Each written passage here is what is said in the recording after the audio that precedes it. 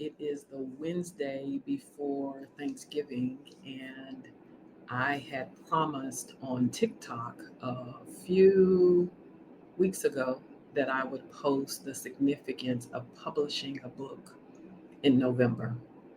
November for me has been a month of pain, a month of healing, a month of freedom. Let's choose freedom. And here's how it happened. 40 years ago, 40 years ago, this week, Thanksgiving week, I was in the hospital. My son is 41 years old, and a year after he turned one, I had an abortion at 20 weeks. I was in the hospital Thanksgiving week for about a week because I had to have a blood transfusion.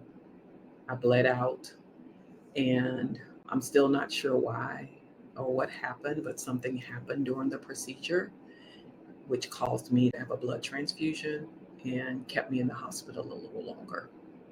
Now, everybody's story is different and everyone's journey is different.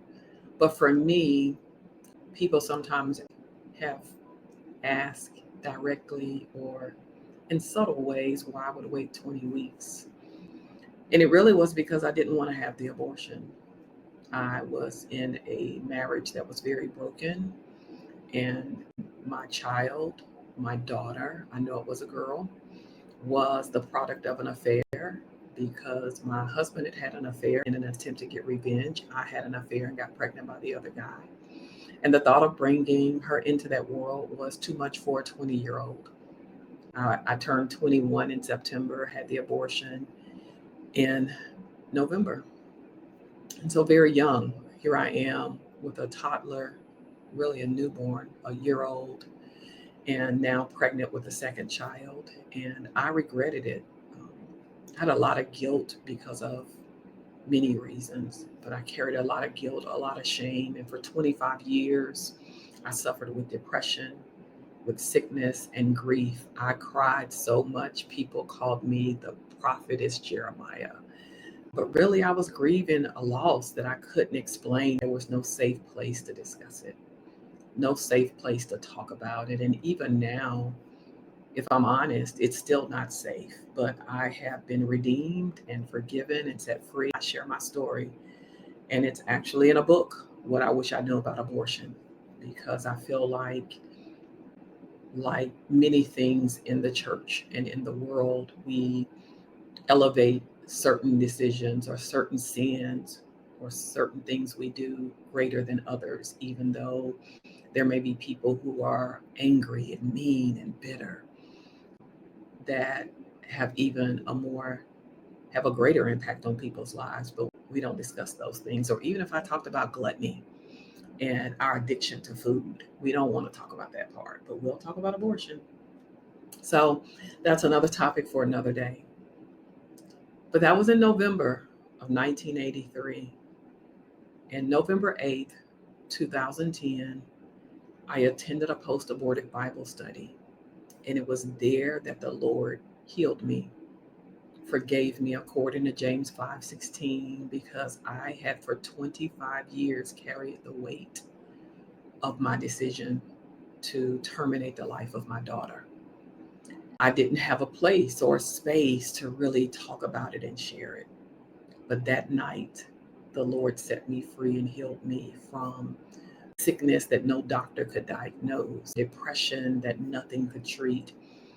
And I love how God does that. I love how He has a way of redeeming, because that's really why Jesus died, right? We can talk about it all day and then we can say, that's not one. But I will tell you, if you've got a story like mine, that the blood still works for you if you're a believer, that the cross still works for you, that Jesus can forgive you and set you free too, to be able to tell your story.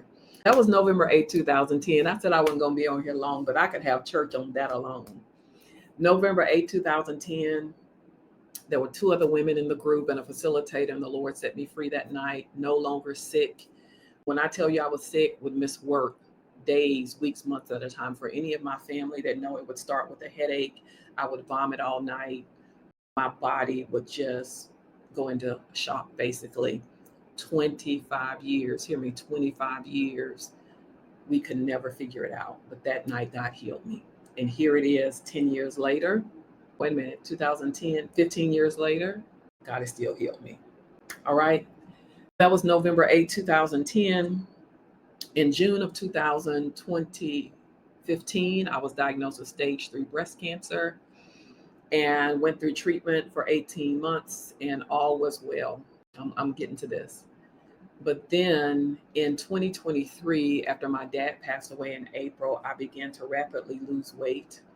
And as a result of that, by November of 2023, 2 years ago, I could barely walk. I had to use my mom's walker. My mom, she was 82. I would have to use her walker. I was in the hospital for a week. They had a drain tube in my side. They drained 2 liters of fluid off my lung because a mutation had come back like studs on a studded jean. The cancer showed up as studs on my chest wall, according to them. That was the diagnosis. And I had to teach myself how to walk long distances, how to bathe, because I had to do sponge baths just to get the energy to go across the hall to a bathroom or go to the kitchen to get food. I slowly began my own physical therapy to try to walk to the mailbox just 2 years ago. That went on for over a month. So I went through treatment, have been in treatment. This year, as I often do, I said, Lord, I want to repurpose that pain. I don't want to enter November as the month that almost took me out, not once, but twice. Hear me, not once, but twice, tried to take me out. So I've published my cancer story. You can find it on Amazon. Let me show the book, How Cancer Saved My Life. I published my abortion story. But this year I published my 4th book, and it has been the most fun book that I've ever published.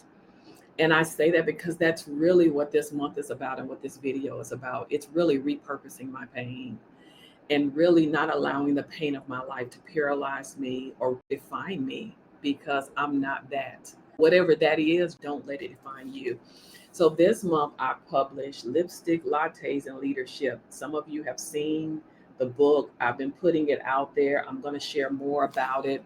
But I just wanted to say, here's a love letter to you, to my ladies. Don't let life keep you from living. Keep walking by faith and keep trusting God. This month has now been repurposed because I know that God is going to do great things through this book. But for me, it has given me life to go and study the stories of women, lipstick in the inner work, right? Their identity. Lattes, the relational work. This morning I read about Mary going to visit Elizabeth, and it just set me on fire. There that Elizabeth would leap, right? Be filled with the Holy Spirit, her purpose, her destiny, but that Mary was attached to that. Like that latte piece, I'm in the latte section, relationships, just gave me life. And then leadership, I love the influence we have as women, not just today, but always in the Bible. I get to talk about it. So I'm going to have a virtual online class. I'm going to do an in-person. If you're interested, drop it in the chat or DM and I'll send you the information. But today I just wanted to tell you, be thankful for life, all that you have and all that you are. Never let anything in life rob you of living. You have the power to repurpose your pain. You have the power to live with purpose, even in pain, because God has promised to do exceedingly abundantly above all that you ask or think. And He has great things in store for you. I love you. Have a wonderful weekend, family day, turkey day, whatever you celebrate, and know that you're loved.